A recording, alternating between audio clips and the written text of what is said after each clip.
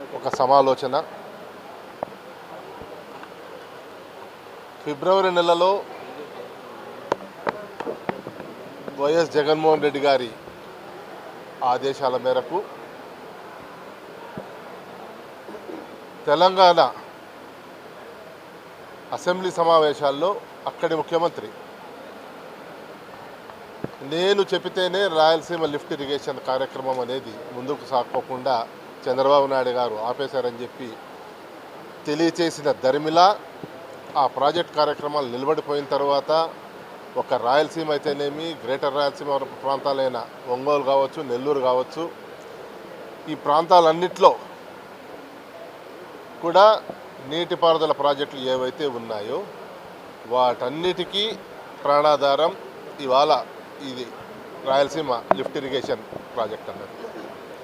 ఎప్పుడైతే చంద్రబాబు నాయుడు గారు రేవంత్ రెడ్డి గారితో ఒక చీకటి ఒప్పందం చేసుకొని ఒప్పందం దరిమిలా, ఎందుకంటే గతంలో ఓటుకు నోటు కేసులో కేసీఆర్ గారు తరిమేస్తే 10 ఏళ్ల పాటు విభజిత ఆంధ్రప్రదేశ్కు రాజధానిగా హైదరాబాద్ మీద హక్కులను కాలరాజేసి వచ్చేసిన వ్యక్తిగా ఇవాళ తన శిష్యుడని చెప్పుకుంటున్న రేవంత్ రెడ్డి గారు ఏం బ్లాక్మెయిల్ చేసినారో, మళ్ళీ ఏం బెదిరించినారో ఆ కార్యక్రమం లేదని చెప్పి ఆయనతో చెప్పడము, ఆయన సాక్షాత్తు తెలంగాణ పార్లమెంట్లోనే దాన్ని తెలియజేయడము, ఏమనుకుంటున్నారు రేవంత్ రెడ్డి గారు కానీ చంద్రబాబు నాయుడు గారు కానీ?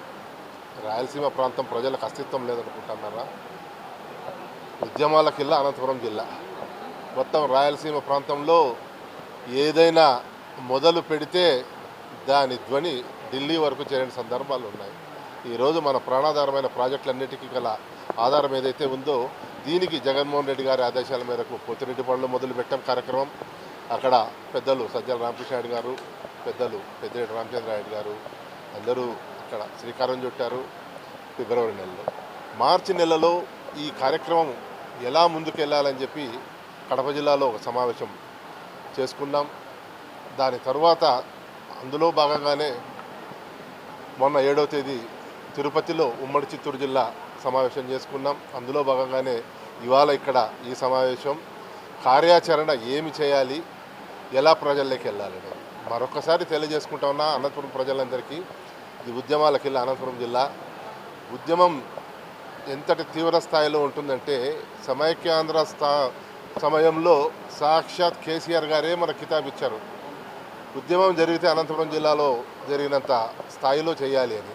కాబట్టి ఒక శత్రువు నుంచి ప్రశంసలు అందుకున్న మనము ఈరోజు ఈ రాయలసీమ సాగునీటి ప్రాజెక్టుల కోసం కూడా ఖచ్చితంగా అదే స్థాయిలోనే ఈ జిల్లాల్లో, రాయలసీమ జిల్లాల్లో, గ్రేటర్ రాయలసీమ జిల్లాల్లో కూడా పోరాటాలు జరుగుతాయి. కానీ అందులో భాగంగానే అనంతపురంలో కూడా అదే స్థాయిలో పోరాటాలు జరుగుతాయని చెప్పి ఈరోజు చుక్కానిగా అనంతపురం జిల్లాలో ఉన్న పోరాటాలు నిలబడబోతున్నాయని చెప్పి మా అందరికీ తెలియజేసుకుంటూ ప్రజల పట్ల మాకున్న బాధ్యత ఏదైతే ఉందో ఈ ప్రయోజనాలన్నింటినీ మనం పోరాటం ద్వారా సాధించుకుందామని చెప్పి పిలుపునిస్తూ ఈరోజు ఈ సమావేశం ఏదైతే తీర్మానాలు చేసిందో వాటన్నిటినీ బలపరుస్తూ మరొకసారి ప్రజల కోసం వైఎస్ఆర్ కాంగ్రెస్ పార్టీ తరఫున మేము ఖచ్చితంగా పనిచేస్తాం.